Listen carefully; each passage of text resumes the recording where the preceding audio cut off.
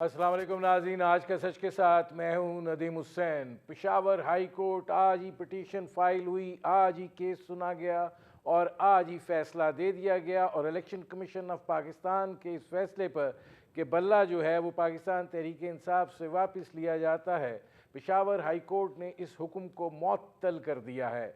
अब बल्ले के इंतखाबी निशान के तहत पाकिस्तान तहरीक इंसाफ जो है वो अपनी सियासी सरगर्मियाँ जारी रख सकती है, क्योंकि पेशावर हाई कोर्ट में इस वक्त तातीलात चल रही हैं। तो आज ये फैसला सुनाया गया कि तातीलात के फ़ौरन बाद पहले ही दिन दो जजों पर मुश्तमिल डिवीज़न बेंच जो है वो इस केस की समाअत करेगा और फिर इसका फ़ैसला जो है वो करेगा। ये एक अबूरी रिलीफ है जो पाकिस्तान तहरीक इंसाफ को दिया गया है।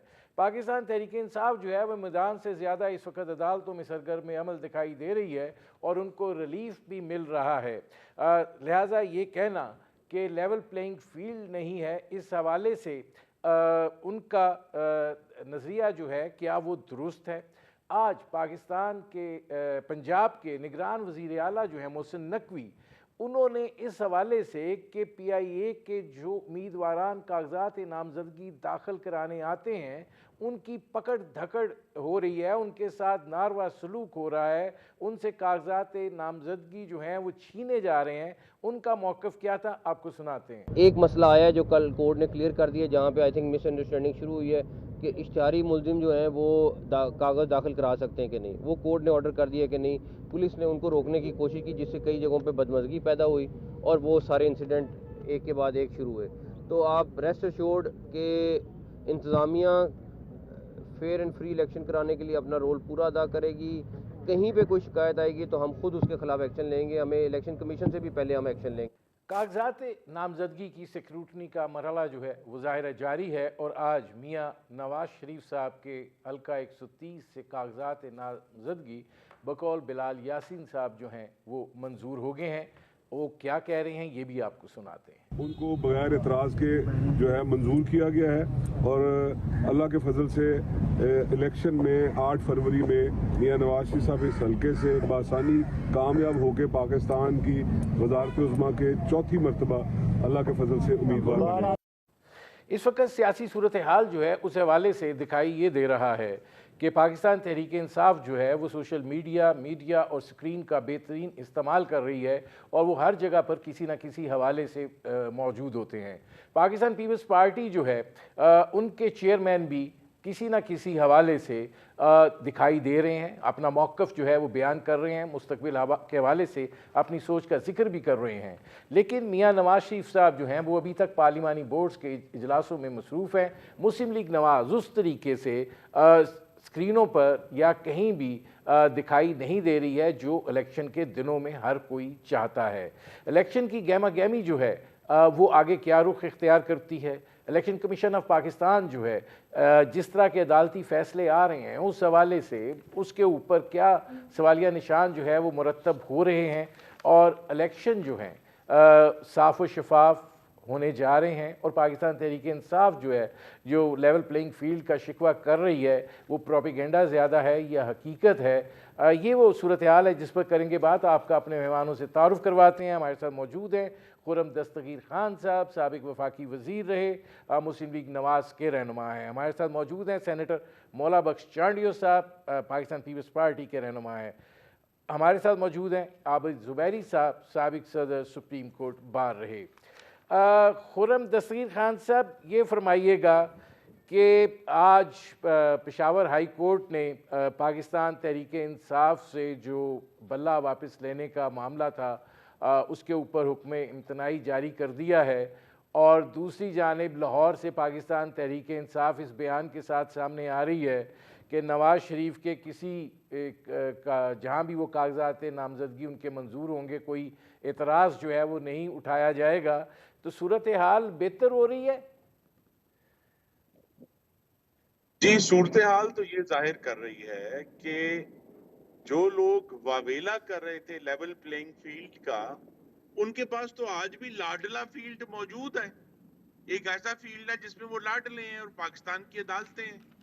देखिए, ये अजीबोगरीब बात है कि जिन्होंने सिर्फ झूठा प्रोपेगेंडा किया कि हमें कागजात नामजदगी दाखिल करने नहीं दिए जा रहे, जब कागजात नामजदगी सब दाखिल तारीख के सबसे ज्यादा कागजात नामजदगी 2434 कागज जो हैं वो पीटीआई ने दाखिल किए हैं। तो लिहाजा अगर वाकई रुकावट होती या पुलिस कोई उनको जदोकोब कर रही होती या उनके कागज फाड़ रही होती तो 2434 कागज तो दाखिल नहीं हो सकते थे। इस तरह पेशावर हाई कोर्ट ने जो फैसला किया है, ये फैसला उस तनाजर में देखा जा रहा है कि जब 2017-18 में सुप्रीम कोर्ट के हुक्म पर हमारी जमात के सदर मोहम्मद नवाज शरीफ को नाअहल किया गया, तो सुप्रीम कोर्ट ने हुक्म दिया कि वो नाअहली के बाद सदर भी नहीं रह सकते। फिर सुप्रीम कोर्ट ने हुक्म दिया कि जब वो नाअहली के बाद सदर नहीं रह सकते तो फिर उनके दिए गए टिकट भी कायम नहीं रह सकते। तो हमारे सेनेट के उम्मीदवारों से शेर का निशान ले लिया गया था। तो लिहाजा ये सब रिकॉर्ड पर मौजूद है। तो यहाँ आज हमें तो ये पिछले 3 दिन से ये मालूम हुआ है कि वो सब जो सबसे ज्यादा वावेला करने वाले थे उनके पास आज भी लाडला फील्ड मौजूद है। और अगर वो अब कह रहे हैं कि जी हम मियां नवाज शरीफ के कागजात नामजदगी जहां भी होंगे वो चैलेंज करेंगे, वो इसीलिए है कि उनको ये मालूम है कि लाडले का एक दरवाजा अभी भी खुला है। मौला बख्श चांडियो साहब, आपको क्या दिखाई देता है जो खुर्रम दस्तगीर साहब बात कर रहे हैं 2018 की, उस वक्त इस्टेब्लिशमेंट और अदलिया जो हैं वो एक पेज पर थे और एक पार्टी जो थी वो उसको आगे बढ़ोतरी दी जा रही थी। आज आपको लगता है कि ये जो कहा जा रहा है कि आज अदलिया और पाकिस्तान तहरीक इंसाफ एक पेज पर है? मैं मुकम्मल तौर पर इस बात की इसका हम नहीं समझता कि ये बात 100% दुरुस्त है, लेकिन खुर्रम भाई ने जो बातें की है वो काफ़ी हद तक दुरुस्त भी है। जो उनकी शिकायतें थी, जो वो चीख रहे थे कि हमें इंसाफ नहीं मिल रहा, हमारे साथ रियायत नहीं बरती जा रही, अब तो उनके साथ रियायत बरती जा रही है। अब वो क्या शिकायत करेंगे? अब कुछ भी शिकायत नहीं कर सकते। लेकिन एक बात तय है कि अभी लाडलेपन वाला असर जरूर है, कहीं ना कहीं कोई तावीज काम कर रहा है जो कोने में जमीन में दबाया गया या किसी दीवार में, वो तावीज काम जरूर कर रहा है, इससे इनकार नहीं कर सकते। लेकिन ये मुकम्मल तौर पे कहना कि मियाँ साहब को बिल्कुल ही नहीं पूछा जा रहा है, ये भी गलत बात है। मियाँ साहब गए, अल्लाह उनको जिंदगी दे, गए कैदी बनकर, आए हैं शहनशाह बनकर, अब वो काय की शिकायत कर रहे हैं। उनके लिए भी अदलिया एयरपोर्ट चली गई, उनको भी वो रियायतें दी। ऐसे बिल्कुल ही एक तरफा बातें न करनी चाहिए। इनको भी आसानियां दी गई हैं, इनको भी रिलीफ मिला है। जहां भी अदालत में जाते हैं फौरी तौर पर इनके लिए इंसाफ के दरवाजे खुल जाते हैं। हमें इससे कोई शिकायत नहीं। हम ज़ियाउल हक के बदतरीन दौर में भी इंतखाब लड़े हैं, मुशर्रफ के इंतखाब जमाने में इंतखाब लड़े हैं, हमने मियाँ साहब के एक अजीब व गरीब दौर था, पूरी इलेक्शन की रिजल्ट हमारी चुराई गई, जिसमें किताब शाया हुई, व्हाइट पेपर शाया हो कि इलेक्शन के नतायज चुराए गए, 1-2 हल्के के नहीं। हमने तो बदतरीन हालात देखे हैं, लेकिन हम जमहूरियत में यकीन रखते हैं, हम सियासत में यकीन रखते हैं, इंतखाबात में हिस्सा ले रहे हैं। जब से पीपल्स पार्टी बनी है इंतखाबात के लिए तैयार होती है। मैं आता हूँ जी मौला बख्श चांडियो साहब, मैं आता हूँ अब इसमें आबिद ज़ुबैरी साहब, ये फरमाइएगा कि ये जो शिकवा है लेवल प्लेइंग फील्ड का वो दूर हुआ कि नहीं? मतलब आप जहाँ भी अदालत में जाते हैं आपको वो रिलीफ जो है वो दस्तयाब है बज़रिया अदालत ही सही, लेकिन ज़मीन हमवार की जा रही है कि आप इलेक्शन में जो है हिस्सा ले सकें। बिस्मिल्लाहिर्रहमानिर्रहीम। मुझे आप 2 पॉलिटिशियंस के साथ बिठा देते हैं, अब मुझे को डिफेंड करना पड़ेगा एक पार्टी को, तो फिर मुझ पे लेबल लग जाता है उसके। अब उनके किसी स्पोक्समैन को बुला देते, वो इनका जवाब दे देते तो बेहतर होता। लेकिन जो चीज़ देखने को मिल रही है नदीम भाई, देखिए लेवल प्लेइंग फील्ड ये नहीं होती कि आपने कागजात जमा करा। आपने देखा कागजात कैसे जमा करा, एक सुप्रीम कोर्ट का ऑर्डर आया, उसके बाद उन्होंने अंडरटेकिंग दी। और आज आपने अभी उनकी जो केयर टेकर या अंडरटेकर, जिसको पीपल्स पार्टी कहा था, अंडरटेकर चीफ मिनिस्टर जो बैठे हुए हैं, वो उन्होंने कहा कि जी हम सिर्फ मफरूर लोगों को पकड़ धकड़ करें। मफरूर लोग तो आ ही नहीं रहे पकड़ने, और कहाँ लॉ में लिखा है कि मफरूर लोग या जो कैद में जेल में लोग हैं वो कागजात नहीं जमा करा सकते। मफरूर लोग आएंगे तो आप पुलिस का अपना काम करे, लेकिन आपने कई वकला मैं जानता हूं जो हमारी कम्युनिटी से हैं, वो ना मफरूर थे ना कुछ, वो कागजात जमा कराने जा रहे थे, उनके साथ ये हुआ। वो पर्सनली मुझे मालूम है, उनके एग्जाम्पल्स अगर चाहते हैं तो हसन रजा पाशा साहब से, मुझे चकवाल में एक वकील साहब के साथ किया हुआ है, ना वो मफरूर थे ना वो थे, वो कैंडिडेट थे। तो ये बातें कर देना आसान होता है कि जी वो लाडला है, लाडला देखें, अपना बयानिया लेके चले, लोगों को बताएं कि आप क्या करना चाहते हैं। दूसरी बात, लेवल प्लेइंग फील्ड ये नहीं होती कि सर आपने कागजात जमा कराए, क्या आप ये जमात जो है, जो क्या वो अपनी वो कर सकती, जलसे कर सकती है?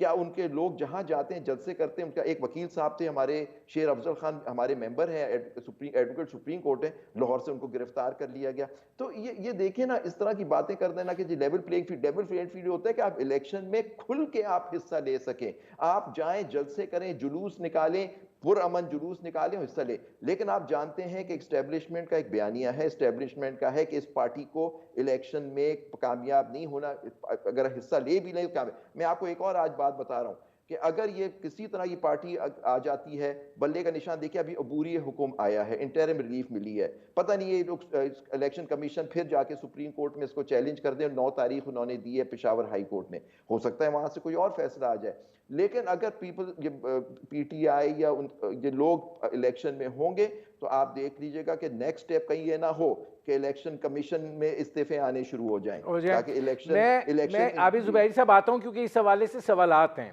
और वो सवालात जो हैं उनकी नौयत ज़रा मुख्तलिफ है, तो मैं वो आपसे वो बात करता हूँ। अब इसमें खुर्रम दस्तगीर खान साहब ये फरमाइएगा कि क्या इलेक्शन कमीशन जो है उसकी जो कॉन्डक्ट है उसके ऊपर फिर अब ये सवालात तो उठना शुरू हो गए हैं, और अगर उसके रवैये पर, उसके फैसलों पर सवालात उठते हैं तो ये फिर इलेक्शन की शफाफियत और गैर जानिबदारी के हवाले से तो बहुत मामला ख़राब हो जाएगा।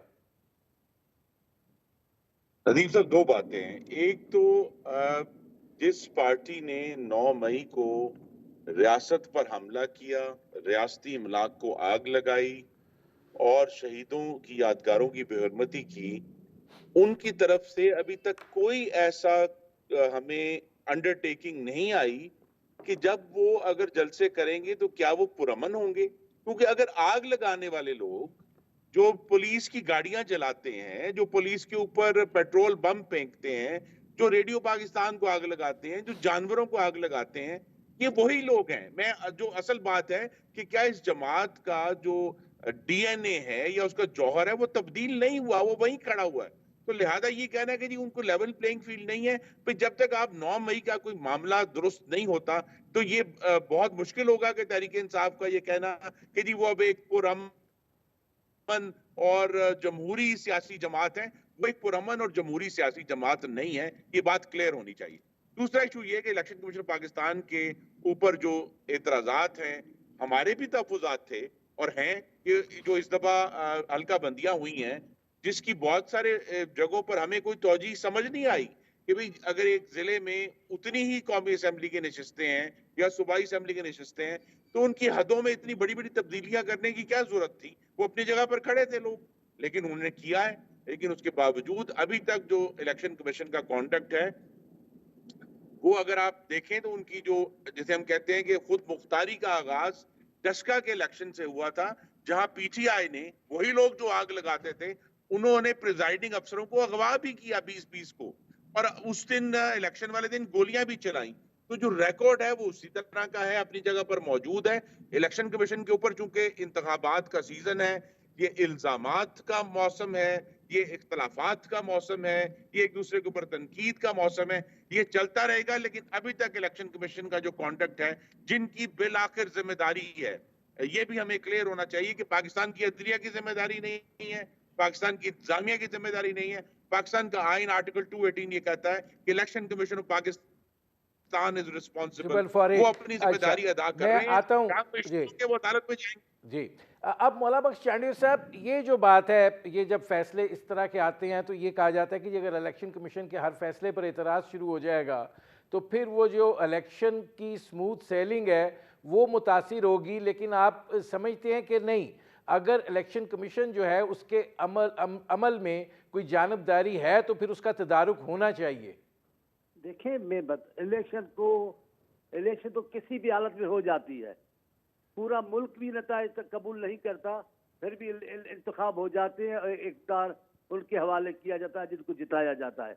लेकिन असल बात है कि इन हालात में, ये संगीन हालात है पाकिस्तान के, एक में माशी बहरान तो है, लेकिन मैं समझता हूँ जहाँ सियासी बहरान है वहाँ माशी खुशहाली आ नहीं सकेगी, वहाँ मुल्क की मदद की बात होगी नहीं, मुल्क की सलामती की वहाँ बातें होगी नहीं। क्या सियासी बहरान है, और सियासी बहरान में इलेक्शन कमीशन एक किरदार अदा कर सकती है कि बिल्कुल गैर जानबदार हो, मुनसिपाना इलेक्शन हो।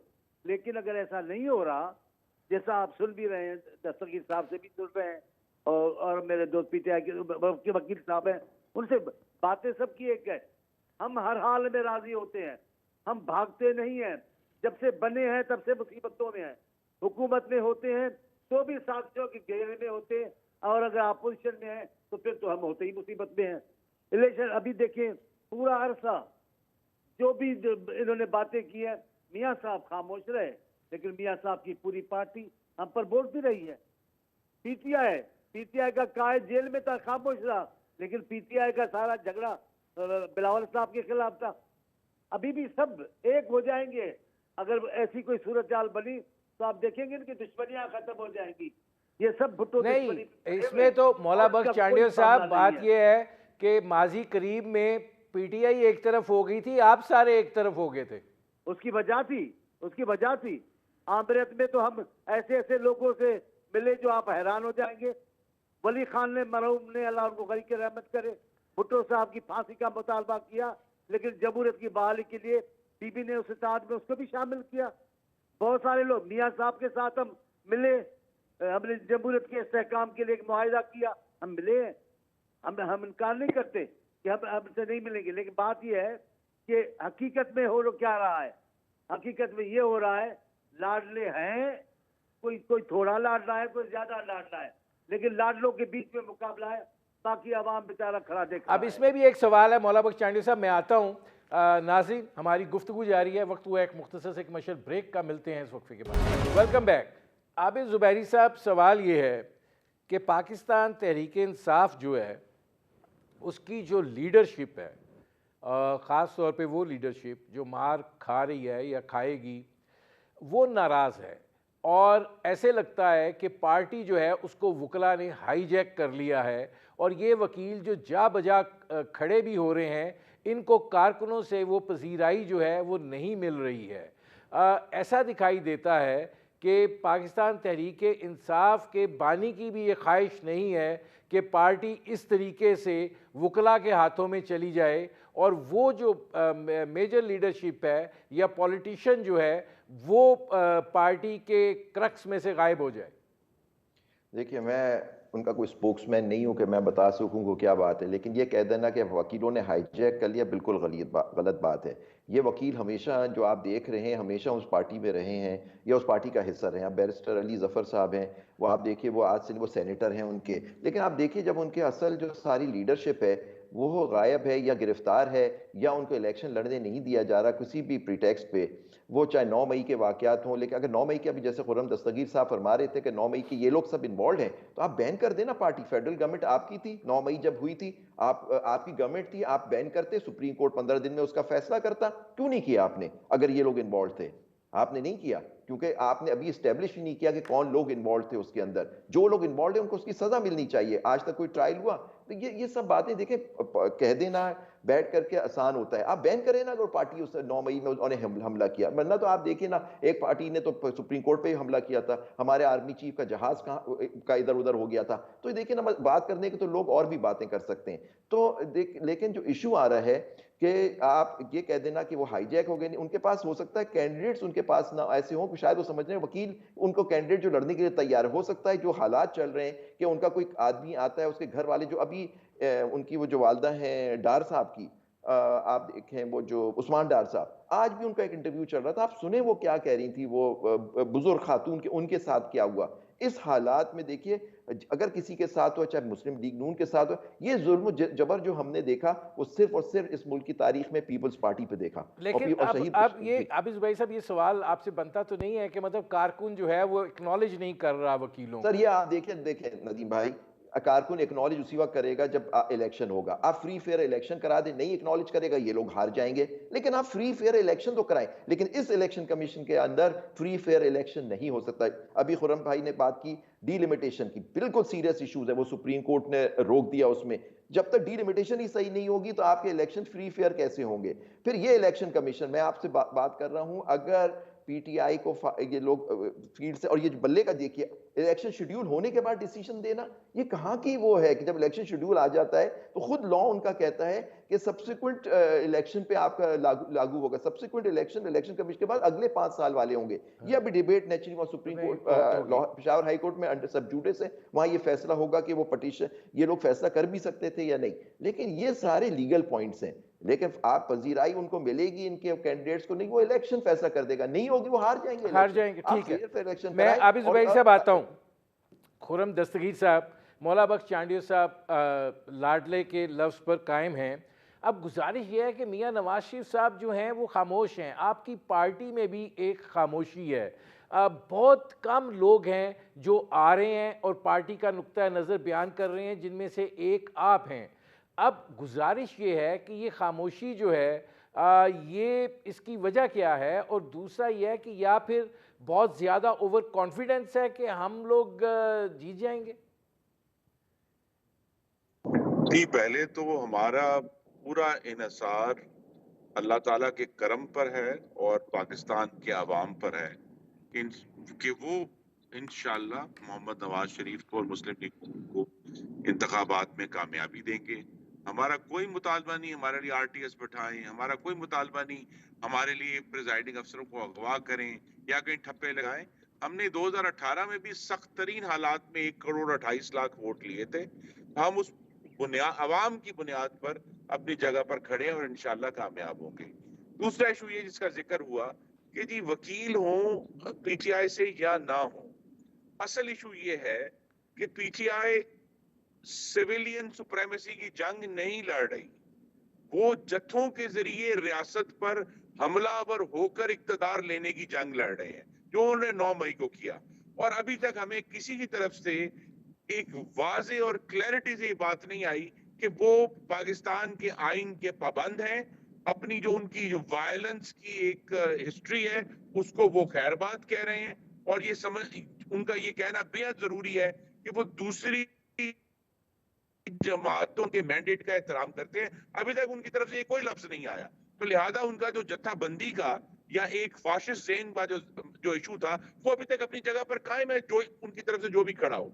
तीसरी बात यह है कि जो आप कह रहे हैं कि ये खामोशी है, इस वक्त बड़ा संजीदा मामला आपको मालूम है टिकटें देने का जारी है। किसी और जमात ने इतनी बड़ी एक्सरसाइज पूरे मुल्क में मर्दों खवातीन को बुलाकर अकलियतों को खवातीन की नशिस्तों पर ये एक्सरसाइज नहीं की, हमने की है अल्हम्दुलिल्लाह, जिसका में इंतखाबात में हमें तवक्को है कि अल्लाह ताला हमें उस पर मेहरबानी फरमाएंगे। और मियां नवाज शरीफ जो है वो इस वक्त ना सिर्फ टिकटों के इंटरव्यूज कर रहे हैं, वो पार्टी के मंशूर की भी जो फाइनल ड्राफ्ट है वो इसको देख रहे हैं। और इंशाल्लाह आप देखेंगे कि अगले चंद दिनों में जब पार्टी का मंशूर जो है वो अनाउंस होगा, उसके साथ ही पार्टी की इंतखाबी मुहिम जो है वो पुरजोर तरीके से पूरे मुल्क में शुरू हो जाएगी। अच्छा, अब इसमें खुर्रम दस्तगीर साहब एक और सवाल है, फिर मैं मौला बख्श चांडियो साहब की तरफ जाता हूँ। पाकिस्तान पीपल्स पार्टी जो है वो मुस्लिम लीग नवाज़ पर तनकीद कर रही है, लेकिन मुस्लिम लीग नवाज़ जो है उस तरीके से उस महाज़ाराई की तरफ नहीं जा रही है। आपकी सीनियर लीडरशिप जो है वो इस हवाले से काफ़ी मोहतात है। इसकी क्या वजह है कि आपको ये लगता है कि इंतखाबात के अंदर कोई पार्टी वाज़े अक्सरियत नहीं हासिल कर पाएगी और कल को अगर साथ चलना है तो अभी हालात उस नहज पे ना पहुँचाए जाएँ? पार्लियामान पर का जंगला गिराने का और पाकिस्तान टेलीविजन पर डंडों से कब्जा करने का, रेडियो पाकिस्तान को आग लगाने का और अपने डाकू, जानवर, चोर ये कहने का जो अमल था, हम उससे बाहर आना चाहते हैं। तो लिहाजा पीपल्स पार्टी की तनकीद वो कर रहे हैं, इसका जवाब भी हम इंतखाबी मुहिम के दौरान देंगे इंशाल्लाह। लेकिन हमारी कोशिश यही है कि हम तो एक जमहूरी जमात होने के नाते से तमाम दूसरी जमहूरी जमातों का एहतराम करते हैं। तो लिहाजा ये जब इख्तलाफ का जवाब इख्तलाफ से दिया जाएगा, तनकीद का जवाब तनकीद से दिया जाएगा, तो फिर हम तो अब जमहूरी दरवाजे बंद नहीं करना चाहते, हम खुले रखना चाहते हैं। इसलिए कोशिश यही है कि पीपल्स पार्टी की जो तनकीद है उसका जवाब ना दिया जाए और हम सब एक जमहूरी मुकाबला करना चाहते हैं इंशाल्लाह 8 फरवरी को, और उसमें पाकिस्तान के अवाम जो अल्लाह ताला की मर्जी होगी, जो उसको कामयाबी देंगे, हम सब उसको कबूल करेंगे। अच्छा, अब इसमें मौला बख्श चांडिल साहब ये फरमाइएगा कि ये मुस्लिम लीग नवाज का जो टारगेट किया जाना है, आप इससे पंजाब में कोई गुंजाइश निकालना चाह रहे हैं, और आपको लगता है कि पंजाब के अंदर पाकिस्तान पीपल्स पार्टी जो है वो कोई इन रोड्स बना पाएगी? देखिए, पीपल्स पार्टी ने जन्म पंजाब में लिया है, लेकिन जियाउल हक के जो 10 साल जो गुजरे हैं, 11 साल, जिसकी छतरी तले नून लीग ताकतवर बन गई, एक मुनज़्ज़म जमायत बनकर उभर कर आई किसी की ताकत पर, हमारे को उस जियाउल हक की साजिश ने, वो जो उनके पास आईनी हाथ थे, उनसे हमें कमजोर किया गया। पंजाब में हमारे लोगों से शाही किले भर गए, तमाम जेल खानाजात भर जाए। सिंध की सूरत हाल तो कुछ और है, वो मैं बता ही नहीं सकता कि जियाउल हक के जमाने में क्या हुआ। लेकिन पंजाब में देख लें, कितनी पंजाब लाहौर की और पंजाब की खवातीन ने शाही किले में थी, कितने लोगों को फांसियां दी गई, कितने लाखों लोगों को कोड़े लगाए गए। ऐसे हालात में कोई पार्टी जिंदा रह सकती है? ये तो कमाल है इस पार्टी का कि अभी तक है, वरना तो नाम निशान नहीं होता जितने मजालिम किए गए। अभी भी हम पुरुमीद हैं, हम समझते हैं कि जो नस्लें फांसी घाट तक गई है पार्टी के लिए, उनकी औलाद मौजूद है, जरूर उनको ये एहसास होगा और ये तब्दीली जो लाई गई उसके खिलाफ जरूर रिएक्शन होगा। सीधी बात है। दूसरी बात अच्छा, मौला बख्श चांडिल साहब, आप बहुत सीनियर पॉलिटिशियन हैं, बहुत सारी सूरत हाल आपने देखी है। इस वक्त मुल्क के अंदर एक सियासी अदम इस्तेकाम है, अगर ये कहा जाए कि एक सियासी इंतशार की कैफियत है। ये जो 8 फरवरी को इंतखाबात होने जा रहे हैं, आपको लगता है कि इसमें से सियासी इस्तेकाम निकलेगा? देखिए, ये इलेक्शन कमीशन के इकदाम पर है। अदलिया से हमें तो बहुत अच्छी उम्मीद है, वहाँ एक दबंग इंसान, बड़ा मोहतरम इंसान, बड़ा अच्छे नाम वाला इंसान शख्सियत बैठी है, तो हमें तो यकीन है कि अदलिया की तरफ से आवाम के दिलों में कोई गलत बात नहीं होगी। लेकिन असल मामला इलेक्शन कमीशन का है, उसको एतमाद बहाल कराना है। और ये जो कहते कि ये गालियां देना, मैं माफी मांग रहा हूँ, मेरा भाई है और मुझे बहुत अच्छे लगते हैं, उनको पता है। लेकिन पाकिस्तान की सियासत में गालियां देने की और ये साजिशें करने की किसने रवाज डाला? पाकिस्तान की खालिस सियासत को खराब करने में नून लीग का हाथ है। चले, अब वो भी गुजर गया, लेकिन जो दूसरा लाडला आया है खान साहब, इमरान खान साहब, उसने तो हद ही कर दी। उसे देखिए मियाँ साहब की बेटी के लिए कैसी बात की कि मेरा नाम लोगो, इतना बार ना लो, आपका शो नाराज हो जाएगा। ये जबान होती है? ये गुफ्तगू करेगा पाकिस्तान का लीडर? मुल्क का वजीर ऐसे बोलेगा? हमने नहीं की। मैं आपके सामने हूँ, मैं कसम खाता हूँ आपके सामने। चेयरमैन बिलावल ने हमें कहा, भाई ये शादी का मामला जो इमरान खान साहब का है, इस पे ना बोलिएगा, ये उनका जाती मामला है। हम तो कभी नहीं करते जातियात पर मामले, हम तो कभी उनके खानदान पे बातें नहीं करते। खानदान पे बोलना, बीबी साहबा पे बोलना, फिर बाद में शुरू है ये, या पहला बुनियाद रखी नून लीग ने और इस बुनियाद को जवान कर दिया पीटीआई ने।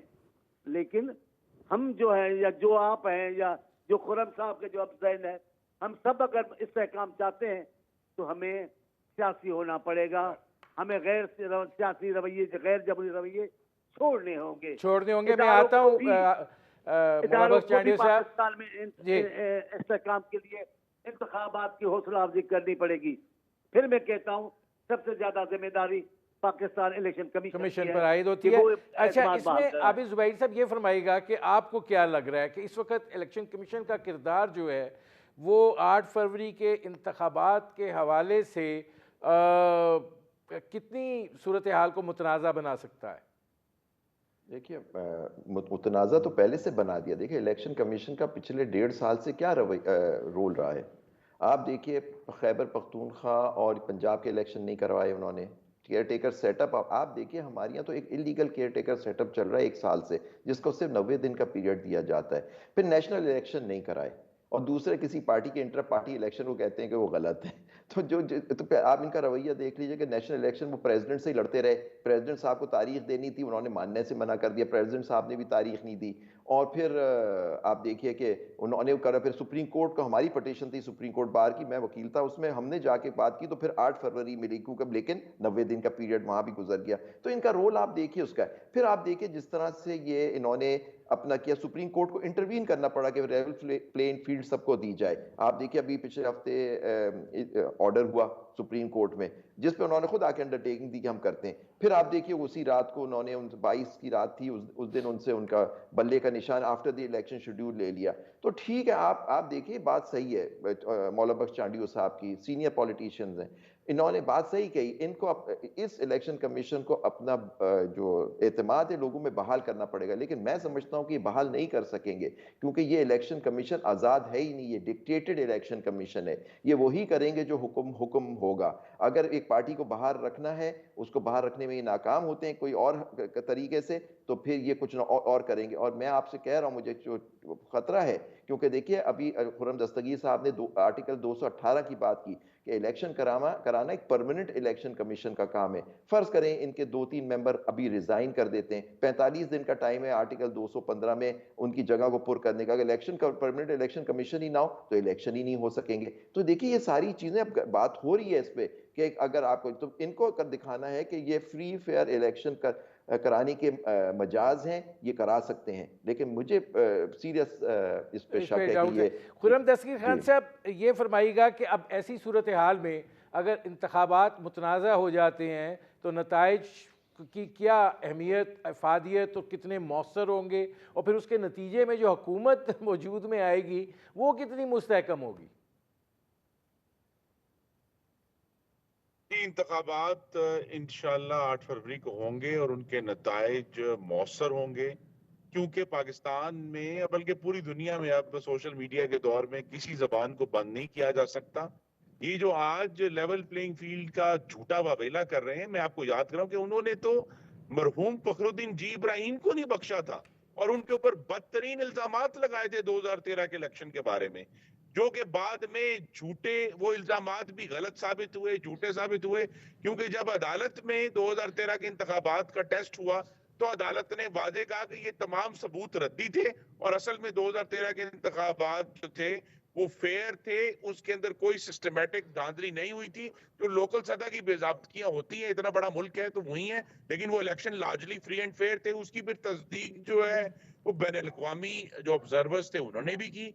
तो लिहाजा आप जितना मर्जी अच्छा इलेक्शन करा लें, आप 2013 करा लें, उस पर भी इतराजात होंगे। उस पर भी जो इलेक्शन कमिश्नर है मरहूम फखरुद्दीन इब्राहिम है, इसलिए मैंने नाम लिया कि वो एक बड़े इंटेग्रिटी वाले शख्स थे, लेकिन उनको भी इमरान खान ने नहीं बख्शा जिस तरह इमरान खान ने और किसी को नहीं बख्शा। तो लिहाजा यहाँ एक मुस्तकिल तौर पर मुतहारिब माहौल है, जो कि हमारी यही वजह है कि मुस्लिम लीग नून का इस वक्त मकसद है कि हम इस नफरत की फिजा को मजीद परवान नहीं कराएंगे। और इंशाल्लाह अगर अल्लाह ताला ने मौका दिया तो आने वाले 5 साल में एक रवादारी पर और एहतराम पर मबनी हुकूमत करेंगे, जिसमें बिलाशुबा जो मुसल्लह जत्थे हैं, आग लगाने वाले जत्थे हैं, उनकी बेखनी होगी। लेकिन जो लोग जमहूरी बुनियाद पर आगे जाना चाहते हैं उनको हम साथ लेकर चलेंगे इंशाल्लाह। अच्छा, मौला बख्श चांडियो साहब, आखिरी 1.5 मिनट है, ये फरमाइएगा कि आपको लगता है कि मुल्क जा सकता है सियासी इस्तेकाम की तरफ? क्यों नहीं जा सकता है? अगर हम तमाम लोग पाकिस्तान की तमाम सियासी पार्टियां, पाकिस्तान के तमाम इदारे, मैं किसी भी इदारे को अलग नहीं करना चाहता, वो तय कर लें कि हम अपने प्यारे मुल्क में अच्छी रिवायत डालें और उनके सफर को आगे ले जाएं, पीछे ना धकेलें। हम अपनी ख्वाहिशों को छोड़ें थोड़ी देर के लिए, मुल्क को आगे लेके जाने की अगर ख्वाहिश करते हैं और जमहूरियत पर अवाम का एतमाद बहाल करवा देते हैं, इदारों पर एतमाद बहाल करा देते हैं, इदारे अपनी गैर जानबदारी साबित करते थे, तो क्यों नहीं बढ़ सकता? बिल्कुल बढ़ सकता है। बहुत शुक्रिया खुर्रम दस्तगीर खान साहब, बहुत शुक्रिया मौला बख्श चांडियो साहब, बहुत शुक्रिया आबिद ज़ुबैरी साहब। नाज़रीन, सियासी सूरत हाल तो ये है, लेकिन इसके साथ साथ इक़्तिसादी सूरत हाल के भी कुछ मामलात हैं। वक्त हुआ है एक मुख्तसर से कमर्शियल ब्रेक का। जब ब्रेक से वापस आएंगे तो बात करेंगे पाकिस्तान की इस सूरत हाल के ऊपर कि ये स्टॉक मार्केट जो है ये कैसे इतनी ऊपर जाती है और फिर यकलख्त नीचे गिरती है? मिलते हैं इस ब्रेक के बाद। वेलकम बैक नाज़रीन। जब स्टॉक मार्केट ऊपर जा रही थी तो ये बात कही जा रही थी कि मुल्क के माशी मामलात में जो है वो बेहतरी आ रही है और उसका अक्स जो है वो स्टॉक मार्केट में दिखाई दे रहा है। सरमायाकारी जो है वो आ रही है और ये इसलिए भी है कि मुल्क में इंतखाबात होने जा रहे हैं और इस बात की तवक्को की जा रही है कि सियासी इस्तेहकाम आएगा और उसके नतीजे के अंदर मामलात जो हैं वो मज़ीद सुधार की तरफ जाएंगे। और यही वजह है कि इस कदर बड़े पैमाने पर सरमायाकारी आई है और इस तेज़ रफ्तारी से स्टॉक मार्केट जो है वो ऊपर गई है। लेकिन अब जब स्टॉक मार्केट गिरने पर आई है तो उससे ज़्यादा बर्क रफ्तारी से नीचे गिर रही है। 66,000 पॉइंट्स को टच करके अब 61,000 पॉइंट्स पर जो है वो कुछ दिनों में ही आ गई है और ये गिरावट का सिलसिला जो है वो जारी है। आज 2500 पॉइंट्स जो हैं उसकी गिरावट जो है वो देखी गई है। लेकिन उसके साथ साथ मैंने पहले भी बात की थी, अब दोबारा वो कह रहा हूँ कि जो आलमी बैंक की एक रिपोर्ट आई है वो बड़ी बहुत कुछ कह रही है और वो ये कह रही है कि ये इन इंतखाबात के नतीजे में जो पाकिस्तान में माशी इस्लाहात का अमल है उसको ख़तरात लाहिक हैं। वो ये रिपोर्ट ये भी कह रही है कि इसके नतीजे में मुफाद परस्त टोला जो है वो गालिब आ जाएगा और फिर जो सूरत हाल बेहतरी की तरफ जानी चाहिए उसके ख़राबी पैदा होगी और गवर्नेंस के सीरियस यानी संजीदा इश्यूज़ जो हैं वो जन्म लेंगे। पाकिस्तान की माशी सूरत हाल जो है वो इस वक्त ये तो नहीं कहा जा सकता कि हम इस्तेकाम इख्तियार कर गए हैं, लेकिन ये ज़रूर कहा जा सकता है कि हम बेहतरी की तरफ हमने कोई एक दो कदम उठाए हैं। लेकिन अभी भी हम वो जिसे कहते हैं कि तलवार की एज पर ही चल रहे हैं और इसके लिए बहुत ज़रूरी है कि मुल्क के अंदर सियासी इस्तेकाम हो कि सियासी इस्तेकाम से ही मुआशी इस्तेकाम जो है वो जन्म लेता है। लेकिन पॉलिसी फ्रेमवर्क्स जो हैं फिर आपको अपने मफादात को मद्देनज़र रख कर बनाने होते हैं। अभी तो हम आलमी बैंक और IMF की जो डायरेक्टिव्स हैं उन पे अमल कर रहे हैं। ये वो सूरत हाल है जिस पर करेंगे बात। मेरे साथ मौजूद हैं नासिर शाह बुखारी साहब, चेयरमैन हैं KSP बोर्ड के। नासिर साहब ये फरमाइएगा कि ये स्टॉक मार्केट को क्या हुआ है? पाकिस्तान की स्टॉक मार्केट जो है, वैसे माजरत के साथ ये कहते तो इसे गैमलिंग डैन नहीं है, लेकिन ज़रा बताइएगा क्या हो रहा है? नहीं, ऐसा नहीं है। आप मेरा ख्याल है हमारी साबका गुफ्तगू पे थोड़ा भूल रहे हैं। मैंने आपसे ये अर्ज की थी कि जितनी भी स्टॉक मार्केट की एक्टिविटी है वो प्रोस्पेक्टिव्स की बेसिस पर देखी जाती है कि लोग के जो है वो क्या उम्मीद कर रहे हैं और उसके साथ साथ जो है किसी न किसी स्टेज पर री रेटिंग ऑफ एसेट्स होगी। पहले आप ये अंदाज़ा कीजिए कि जो एंड ऑफ द ईयर से पहले जो भी आपके फंड मैनेजर्स हैं, इंश्योरेंस कंपनीज हैं और इंस्टीट्यूशन हैं, अगर किसी ने 10 रुपए में एक शेयर खरीदा था और उसका भाव आज 15 रुपए हो गया, अगर वो अपना प्रॉफिट बुक नहीं करेगा तो वो अपनी साल की परफॉर्मेंस जो है वो नहीं दिखा सकता। उसको वो उसकी बुक के ऊपर जो है उसकी वैल्यू 10 रुपए ही ली जाएगी। तो ये एक बुनियादी एक कहिए कि फंड मैनेजर्स की, इंश्योरेंस कंपनियों की, इंस्टीट्यूशनल इन्वेस्टर्स की एक ज़रूरत है कि वो एंड ऑफ द ईयर से पहले अपने प्रॉफिट्स को जो है वो बुक कर सकें। तो ये जो मैसिव सेलिंग है वो प्रॉफिट्स बुक करने के लिए है और ये एक टेक्निकल सा मैटर है जिसको कि समझना जरूरी है। दूसरी बात ये है कि अगर आप 2018 की जो वैल्यूएशंस थी उनकी बेसिस के ऊपर अगर आज की वैल्यूएशंस को निकालें, उसके ऊपर एक इंडेक्स को क्या होना चाहिए, तो हमारा इंडेक्स जो है वो कहीं 90,000 और 100,000 के दरमियान होना चाहिए, क्योंकि आपकी जो मल्टीपल्स हैं वो इस वक्त भी 4.5 टाइम्स के ऊपर मार्केट जो है वो ट्रेड कर रही है। लेकिन उससे भी इम्पोर्टेंट बात ये समझने की है कि इस दौरान में जो भी प्रॉफिटेबिलिटी आती रही, ऐसे कई इदारे हैं जिनमें प्रॉफिटेबिलिटी जो है वो 50-50% उन्होंने डिविडेंड दिया या बोनस दिया, लेकिन उसकी जो प्राइसिंग है वो जब एक्स होता था तो वो एडजस्ट हो जाती थी, मार्केट उसको अपने यहाँ एब्जॉर्ब भी नहीं करती, क्योंकि मार्केट में सेंटिमेंट नहीं था जिस सेंटिमेंट्स के जरिए लोगों में उम्मीद। तो SIFC के बाद एक उम्मीद की जो है वाजा जो लोगों को नजर आ रही है, एक उम्मीद हो चली है कि जी इकोनॉमी जो है वो सही सिमत पर चलेगी।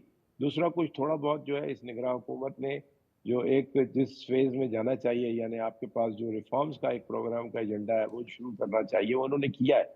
लेकिन इलेक्शंस जो है वो उनकी वजह से, आप सही फरमा रहे हैं कि लोगों में कुछ थोड़ी बहुत सरासमगी है कि इलेक्शन कब होंगे, कैसे होंगे। वैसे ही सियासी हालात आपको पता है कि अभी तक यही तय नहीं हुआ कि कौन सी पार्टी किस निशान पर इलेक्शन लड़ सकेगी, नहीं लड़ सकेगी। यहाँ ये है कि और उसके अलावा इलेक्शन के बाद जो है हुकूमत किस नहीं नौयत की वो होगी, क्या कोई नासिर शाह बुखारी साहब, वाज़ा आपको जो वो मेजॉरिटी। खदशा है पेशावर हाई कोर्ट ने दूर कर दिया, आज उन्होंने दे दिया है उनको बल्ला वापस।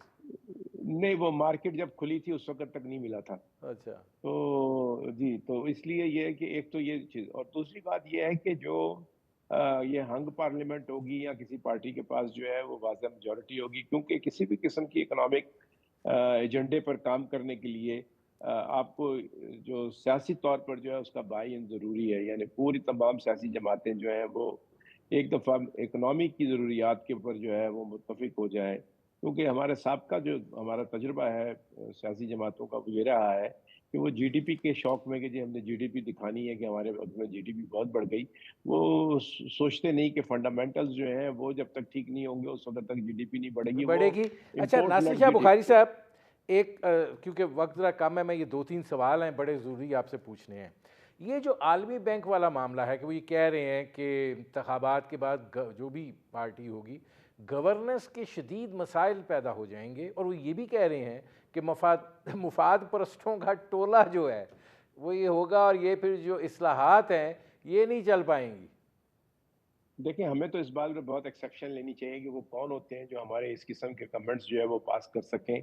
उनको किसने हक दिया है कि वो हमारे साथ जो है ये इस किस्म का ट्रीटमेंट कहें नासिर कि जी बुखारी ये साहब, हक तो हमने स- खुद दिया है ना, पैसे उनसे मांगते हैं, वो शर्तें लगाते नहीं, हैं, पैसे आईएमएफ ने पैसे हमारी नाक से लकीरें निकलवाई हैं, हमें उस पर कोई वो अफसोस नहीं हुआ, तो बाकी हमने क्या उनको चैलेंज करना है। नहीं, चैलेंज करने वाली बात मैं नहीं कर रहा। मैं वही बात ये कर रहा हूँ कि हमें अपने तौर पर अपने पैरों पर खड़ा होने के लिए अपनी रिफॉर्म्स खुद करनी है, उस तरफ मैं निशानदेही कर रहा हूँ। जी। जो मैंने पहले भी अर्ज़ करना चाहा था कि जो हमारी अपनी रिफॉर्म्स हैं वो हमारी इन हाउस होनी चाहिए। अगर हमारी इन हाउस रिफॉर्म्स होने शुरू हो जाएँ तो आगे का रास्ता जो है वो खुलता चला जाए, कोई हुकूमत आए। अब ये एक चीज़ मुतय्यन करने की ज़रूरत है कि हमने सिर्फ़ और सिर्फ़ इकॉनमी पे तवज्जो करनी है। हमें डायरेक्शन मिल गई है एसआईएफसी के ज़रिए। हमने उस डायरेक्शन को जो है अब जारी रखना है, और उस उसको जो है जो रिफॉर्म्स हैं उनको कंटिन्यू करके ये साबित करना है कि हम अपने तौर पर जो है इकोनॉमी को ठीक कर सकते हैं और रोज़गार मुहैया कर सकते हैं। मसलन आपके पास जो एग्रीकल्चर का शोबा है उसके अंदर रोज़गार के बेशुमार मौके जो हैं वो देही इलाकों में पैदा हो रहे हैं। और जो सबसे अहम चीज़ है किसी भी इकोनॉमी के अंदर, वो जीडीपी ग्रोथ बाद में आती है, सबसे पहले रोज़गार आता है। रोज़गार है तो इकोनॉमी जो है वो अपने आप आहिस्ता-आहिस्ता ठीक हो सकती है। और फिर उसके बाद हमने एक्सपोर्ट्स के लिए सरप्लस पैदा करना है। और उस सब चीज़ों को करने के लिए रिफॉर्म प्रोग्राम की इसलिए ज़रूरत होती है कि आप कॉस्ट ऑफ डूइंग बिज़नेस जो है उसको नीचे ला सकें, और एसएमईज़ को जो है वो मौका मिल सके कि वो ग्रो कर सकें। हमें ऐसे मुल्कों से सीखना चाहिए, मसलन जर्मनी से, जहाँ अपने एसएमईज़ के ज़रिए जो है वो दुनिया की जो 3 बड़ी एक्सपोर्ट पावर हाउसेज़ हैं, चाइना, जर्मनी और जापान, उनमें वो सफ़े अव्वल के मुल्कों में 3 शामिल है, और उस एक्सपोर्ट लेड ग्रोथ के ज़रिए उन्होंने हो अपनी सकती है। इकोनॉमीज़ अब को जो नासिर शाह है। बुखारी साहब, आप एसआईएफसी की बात कर रहे हैं, गुजारिश ये है कि इसकी ओनरशिप जो है वो इस्टेब्लिशमेंट ने प्रोवाइड की है, इस वक्त निगरान हुकूमत है, और जाहिर है कि वो इसको ड्राइव कर रहे हैं और पीछे से इसको धक्का भी लगा रहे हैं।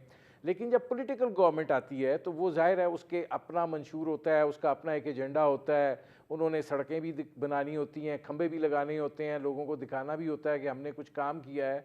तो ऐसी सूरत हाल में क्या आप ये नहीं देखते कि ये ही वो नुक्ता है जिसको वर्ल्ड बैंक एक्सप्लेन करने की कोशिश कर रहा है कि क्लैश ऑफ इंटरेस्ट जो है वो फिर गवर्नेंस के मसाइल पैदा करेगा और जो इस्लाहात हुई हैं वो वापस हो जाएंगी। मैं समझता हूँ ये बात हमें नहीं करनी चाहिए, क्योंकि ये जो है जो सियासतदानों ने ही, जो पीडीएम की हुकूमत थी, उन्होंने ये एसआईएफसी का क़याम जो है उसको मुमकिन किया था। उन्होंने ही जो है एक जो उसको कॉन्स्टिट्यूशनल कवर देने के लिए जो पार्लियामेंट से जो है उसके रूल्स और रेगुलेशंस को पास किया था, और उसको एक बाकायदा बोर्ड ऑफ इन्वेस्टमेंट का हिस्सा बनाया था। ये जो ओनरशिप है ये हमेशा जो है वो पॉलिटिशियंस के पास रहेगी, लेकिन हाँ, जो उसमें असिस्टेंस है वो इदारे अगर उनको प्रोवाइड कर रहे हैं, तो ये सारी दुनिया में होता है। सारी दुनिया में इदारे जो हैं वो अपनी सियासी हुकूमतों का सपोर्ट करने के लिए आते हैं। तो एसआईएफसी जो है ये हुकूमत का अपना प्रोग्राम है, और आने वाली हुकूमतों के लिए भी मैं समझता हूँ कि वो कैरी फॉरवर्ड करेंगे, क्योंकि इसी की वजह से जो कि इंस्टीट्यूशनल कंटिन्यूटी उसमें मौजूद है, इंस्टीट्यूशंस चाहेंगे कि जी ये इस किस्म के प्रोग्राम जो हैं ये एक ही दफ़ा क्यों ये तो आने वाली हुकूमत ना करे, बल्कि जो कंटिन्यूटी रहे, हर आने वाली हुकूमत जो है वो इसकी ओनरशिप ले और उसका आवाम को फ़ायदा दे। तो मैं इसमें समझता हूँ ये हूँ कि हमें उम्मीद रखने की ज़रूरत है, किसी तौर पर भी इसको जो है हमें अब हम इसको प्ले डाउन नहीं कर सकते। SIFC का एक रोल जो है वो तय हो चुका है, जो बायलैटरल एग्रीमेंट्स उन्होंने साइन करने हैं, दूसरी तमाम हुकूमतों से, ख़ासतौर पे गल्फ़ कंट्री से, वो इस वक़्त साइन हो चुके हैं। कुछ और मज़ीद उनमें जो है तब जो कामयाबी के लिए ज़रूरी शराइत हैं वो पूरी की जा रही हैं, और जब एक बाकायदा इन्वेस्टमेंट का सिलसिला शुरू हो जाएगा तो फिर सब उसके ओनर बन जाएंगे कि जी हम इतने पैसे लेके आए। जैसे CPEC आया तो सब ने कहना शुरू कर दिया जी CPEC हम लाए थे। भाई अच्छी बात है ना, जो भी लाया था मुल्क में तो CPEC आया ना, अब उसको दोबारा भी रिविटलाइज करने की ज़रूरत होगी। मेरा ख्याल है SIFC जो है वो जो मिडल ईस्टर्न गल्फ कंट्रीज हैं उनके अलावा CPEC की भी ओनरशिप जो है आने वाली हुकूमत तक ट्रांसफ़र कर सकेगा, क्योंकि पिछली हुकूमत में CPEC जो है वो बिल्कुल रुक गया था। उसी को उसके अब अच्छा आने वाले इसमें वक्तों में नासिर साहब ये फरमाइएगा कि इस वक्त भी हमारे पास गवर्नेंस का तो एक क्राइसिस है कि ठीक है, आप जो ऊपर की सतह है वहाँ पे सरमायाकारी की भी बात हो रही है, डेवलपमेंट की भी बात हो रही है और रोज़गार क्रिएट होने की भी बात हो रही है, लेकिन एक वैक्यूम है और वो वैक्यूम ये है कि जो ट्रिकल डाउन इम्पैक्ट है, जो महंगाई में कमी की सूरत में आना चाहिए, पेट्रोलियम प्राइसेस कम हुई हैं, दीगर कुछ चीज़ें हुई हैं, वो नहीं आ रहा और वो ऐसे लगता है कि ये गवर्नेंस का बुनियादी तौर पे इशू है, ये रिलेट नहीं कर पा रहा ख़राब मुआशी हालात से। जी, देखें ये वो जो हम भूल जाते हैं कि हमारे यहाँ जुडिशियल सिस्टम जो है, उसने जो हमारे यहाँ मेहरबानियाँ की हैं, जिस किस्म की इकोनॉमिक अनाउंसमेंट्स और फैसले किए हैं, प्राइवेटाइजेशन को रोक के, या ये कि वो आपको याद है जो माइनिंग का एक हमारा रिकोडेक का प्रोजेक्ट था उसको रोक के, उसके बाद इन्वेस्टर्स का इंटरनेशनल जो है ना वो एक कॉन्फिडेंस लेवल वो कम हो गया हुआ है।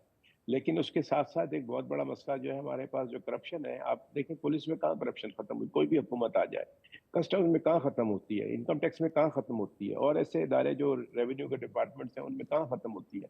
तो गवर्नेंस जो है वो तब इम्प्रूव होती है जब आपके पास लोगों को पता हो कि ये जो आपके पास जुडिशियल सिस्टम है वो काम कर रहा है। हमारा जुडिशियल सिस्टम जो है वो क्रिपल्ड है अनफॉर्चुनेटली। सबसे ज़्यादा इंपॉर्टेंट तो जुडिशियल और ख़ासतौर पर इकनॉमी के मैटर्स के ऊपर जो है जुडिशियल सिस्टम को रिफॉर्म लाने की ज़रूरत है। आपके यहाँ नैब भी नाकाम हो चुका है और वो सिवाय सियासी इंजीनियरिंग के और कोई इस्तेमाल नहीं हुआ। आपके यहाँ और भी ऐसे बेशुमार इदारे हैं, FIA वगैरह। अभी देखिए ना जो हुआ, ये डॉलर्स की जो पकड़ धकड़ शुरू हुई, FIA का रेट बढ़ गया। जो कराची के अंदर आपके पास यहाँ पर मनी चेंजर्स हैं, आप उनकी ज़िंदगी पूछिए ना कैसे एक्सीडेंट कर दी FIA ने। जो जायज़ कारोबार करने वाले हैं वो भी बेचारे आराम से नहीं कर सकते। ये हमारे सिस्टम की खराबी है, और एक दफ़ा गिरफ्तार हो जाओ तो फिर एक साल तक जो है वो फिर कोर्टों के अंदर उनकी कोई सुनवाई नहीं होती। तो जब आपका जुडिशियल सिस्टम सही हो जाए इकोनॉमिक मैटर्स के लिए, कि फौरी तौर पे इंसाफ मुहैया किया जाए, वाकई जो कल्प्रेट है उसको पकड़ के उसका हिसाब किया जाए, और ये डेट पे डेट देने वाला सिस्टम जो है वो ख़त्म किया जाए, तो फिर देखेंगे गवर्नेंस क्यों नहीं कैसे ठीक होती है। अच्छा, मैं गवर्नेंस बस जो है आखिरी खला में 1.5 नहीं मिनट है आती। नासिर साहब, ये फरमा दीजिए कि आपको लगता है कि इन इंतखाबात के बाद धुंध छटेगी और सियासी और मुआशी दोनों इस्तेकाम की तरफ हालात बढ़ेंगे? देखिए, हमें उम्मीद तो अच्छाई की करनी चाहिए, लेकिन ये है ज़रूर कि जो इस वक़्त ओवरऑल सियासी सूरत-ए-हाल है, उसमें क्लैरिटी यकीनन नहीं है, कि जो लोग ये समझना चाहते हैं कि जो भी हुकूमत आए वो अपनी मेजॉरिटी के साथ आए। ये आधा तीतर आधा बटेर वाली हुकूमत जो है वो कभी भी आपको स्टेबिलिटी मुहैया नहीं करेगी।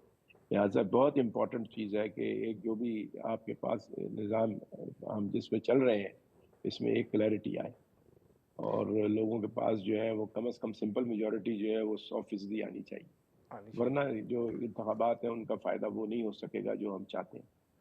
ठीक है इकॉनमी आप, चाहती है कि आपको डायरेक्शन मिले। ठीक, बहुत शुक्रिया नासिर शाह बुखारी साहब। नाज़रीन, ये थे नासिर शाह बुखारी, उनकी आपने गुफ्तगू सुनी। अब तक के लिए इतना ही, इजाज़त दीजिए। अल्लाह हाफ़िज़।